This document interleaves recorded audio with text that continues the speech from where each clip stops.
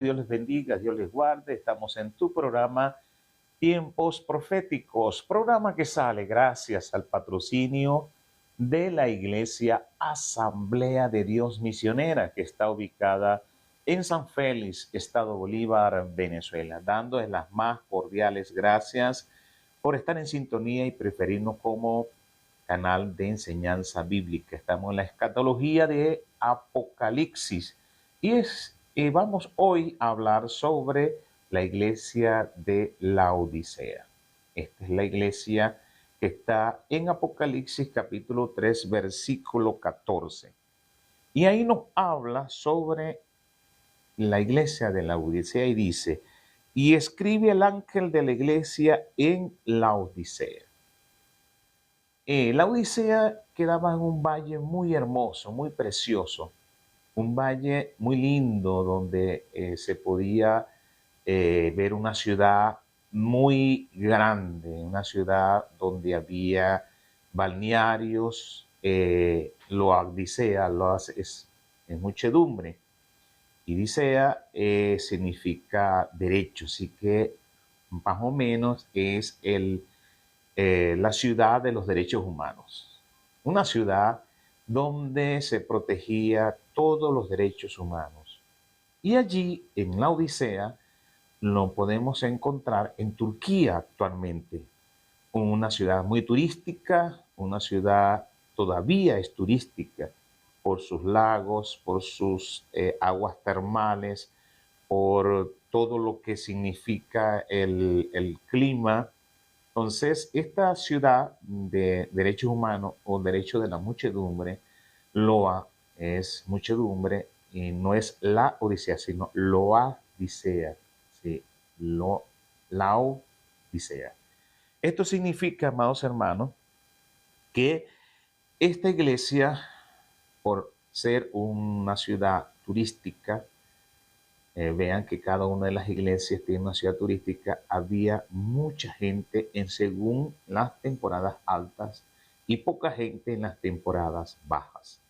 Y aquí dice, he aquí el amén, el testigo fiel y verdadero, el principio de la creación de Dios, dice esto. Esta es la visión de la iglesia de la Odisea, donde nos escribe el Señor sobre esta iglesia. Y la iglesia claramente nos está diciendo el Señor la visión de Jesucristo en esta iglesia. Dice aquí el amén. Todos nosotros vamos por el amén. Así es. Y nos dice el Señor que toda promesa es el amén. Toda promesa de Dios culmina con el amén de Cristo, la aprobación de Él.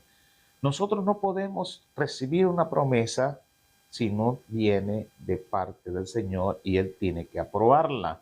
Cuando ya está aprobada en los cielos, listo, pero el amén viene de Él. Que así sea. Por eso dice, el testigo fiel y verdadero. Él es el testigo fiel y verdadero, el principio de la creación de Dios, dice, el principio de la creación de Dios.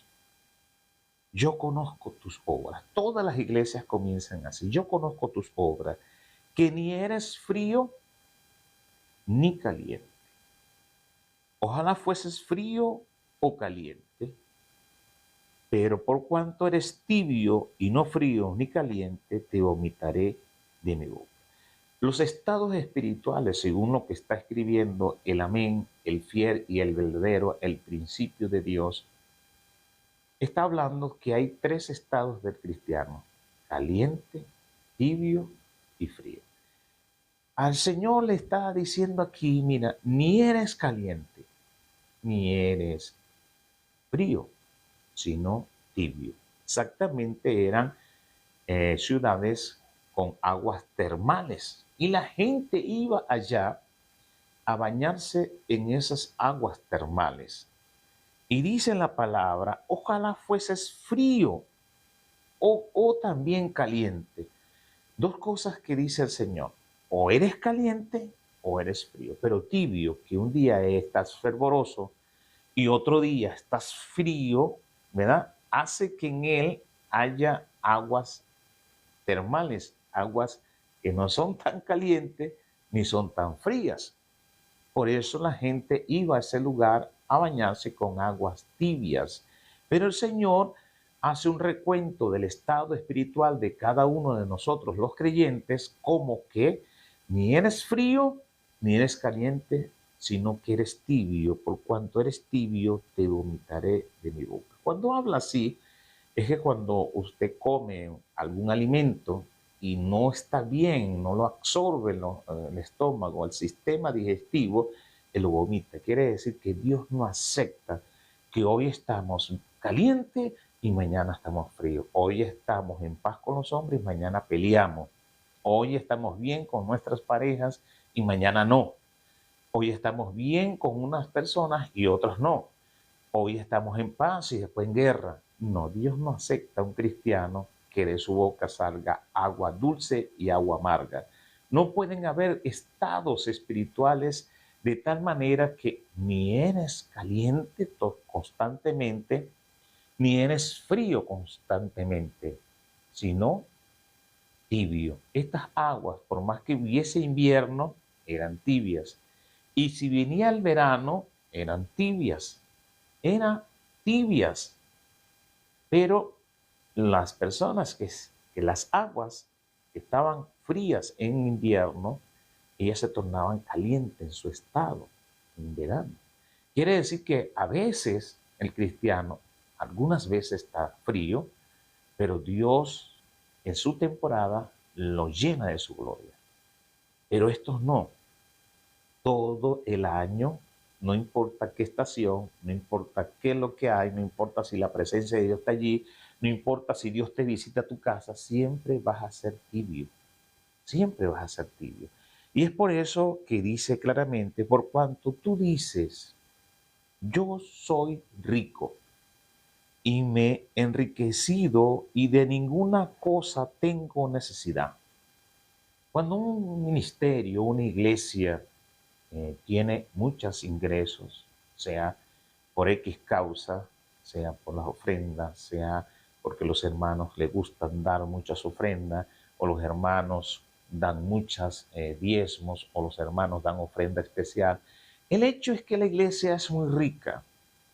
Y cuando estamos en el punto de la riqueza, podemos decir, yo soy rico y me he enriquecido y de ninguna cosa tengo necesidad. Aquí está algo. ¿Qué era esa iglesia? Esa iglesia empezó de nada, empezó pobre, pero cuando va el tiempo es muy rica. Por eso dice la palabra, y me he enriquecido. Cuando dice me he enriquecido, es porque anteriormente esa iglesia no era así. Miren las ruinas de esa iglesia, aquí están. Era una iglesia de las más grandes que existió. De todas las 7 iglesias, esta iglesia fue la más próspera. Y aquí vemos que no empezó próspera, empezó pequeña y creció y se hizo rico. ¿Y cómo estaba el pastor? Yo soy rico y me he enriquecido. Si no era rico al principio, sino que se fue creciendo sus ingresos, fue creciendo. Dice, y de ninguna cosa tengo necesidad. No tenía necesidad de cosas bienestables, tampoco tenía necesidad de orar y de buscar la presencia. ¿Qué hacían? Cultos shows, cultos de adoraciones. ¿Qué culto hacían? Que no tenían necesidad de clamar a Dios y de buscar a Dios en vigilias, en oración. ¿Qué culto hacían? Hacían cultos para llenar el ego de la carne. Hacían servicios para llenar aquel emocionalismo de las personas. ¿Qué hacían en los servicios? Y aquí estamos hablando que él habla de ninguna cosa tengo necesidad. Él lo está hablando, Jesús, de cómo este pastor y estos hermanos se expresaban de esta manera. Y dice, ¿y no sabes tú que tú eres desventurado? Toda bienaventura sería ir.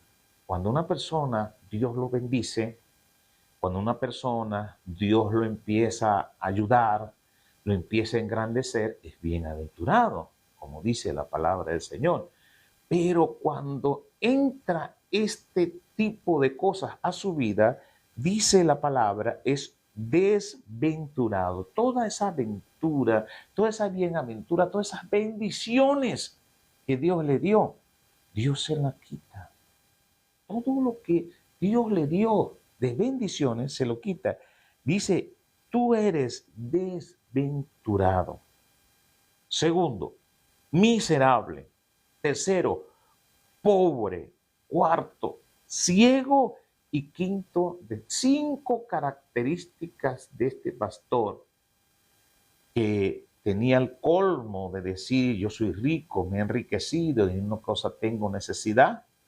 Ahora Dios dice, tú eres un desventurado, un miserable, un pobre, un ciego y desnudo.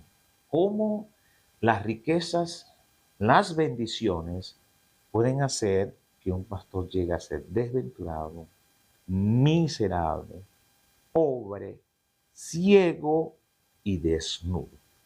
5 características cuando la bendición se apodera de mí, cuando el ego se apodera de mí, cuando la grandeza se apodera de mí, cuando la fama se apodera de mí, cuando todas esas cosas del mundo se apoderan de mí, soy desventurado, un miserable, un pobre, un ciego y un desnudo.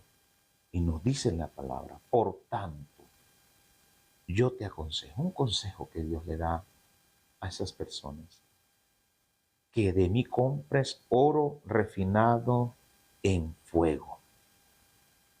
Quiere decir, tribulaciones, pruebas, que así como del apóstol Pedro en su segunda carta dice que el oro es probado, y el oro refinado es probado nuevamente para quitar 100% si son pruebas.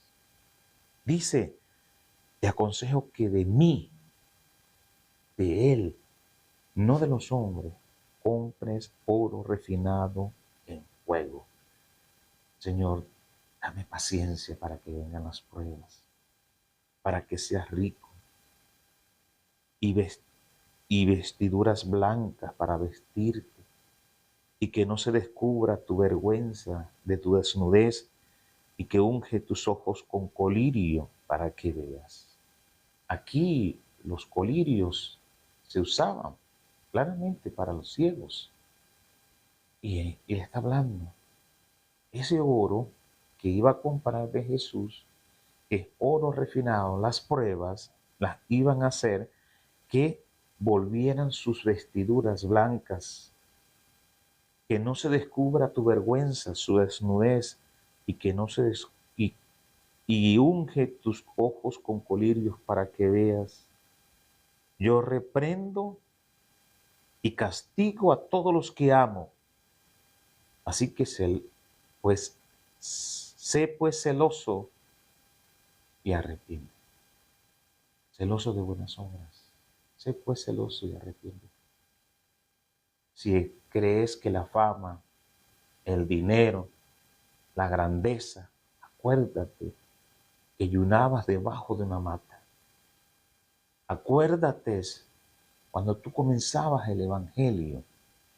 Acuérdate el hambre, la necesidad, pero eras fiel. Y ahora que has sido bendecido, y ahora que tienes grandeza, te olvidaste de tus raíces y te olvidaste de todo aquello por donde Dios te pasó. En Deuteronomio capítulo 11 habla sobre eso. No sea que después que entres a la tierra prometida y comas de sus buenos frutos y estés saciado, digas, mi brazo fuerte fue el que me bendijo. No, no fue tu destreza, no fue tu fama, no, fue Cristo Jesús. Por eso dice la palabra de Dios, he aquí yo estoy a la puerta y llamo. Él está tocando tu corazón y dice, si alguno oye mi voz y abre la puerta, entraré a él y cenaré con él y él conmigo. Él está hablando que dentro de esa conversación vas a comprar oro refinado por fuego. Y allí Él te aconseja, claramente dice, yo te aconsejo, porque yo reprendo y castigo a los que yo amo. Sé celoso y arrepiéntete. Él está a las puertas de tu corazón tocando, como lo hizo con Caín antes de pecar.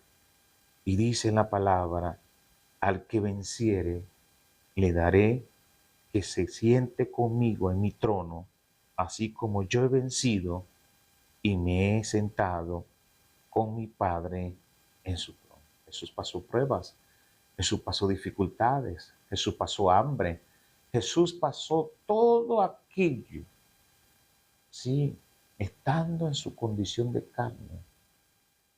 Lo hizo con reverencia, con temor, con llanto, con súplicas, pidiéndole al que lo podía librar de la muerte. Y Él era el dador de la vida. Y aquí está hablando que Él también sufrió. Dice, al que venciere, le daré que se siente conmigo en mi trono, así como yo he vencido. Tienes que vencer. Nosotros somos más que vencedores por medio de Cristo. Pero no dejes que la fama, las riquezas, la gloria terrenal, todo aquello que has recibido de parte del Señor, te envenene como envenenó a Satanás. Te envenene como envenenó y dañó el corazón del ángel más hermoso que Dios creó. Por eso dice la palabra, el que tiene oído, oiga lo que el Espíritu dice a las iglesias. Amados hermanos, espero que esta bendición de poder hablar sobre esta iglesia, la Odisea, sea sido de bendición para tu vida. Por eso yo extiendo un llamado a todos los hermanos a quien Dios ha bendecido, guarda tu corazón, porque Dios te ama y Él reprende, castiga y disciplina a los que ama. Pues Dios les bendiga, amados hermanos, Dios les guarde, sea la bendición de Dios con todos ustedes. Amén.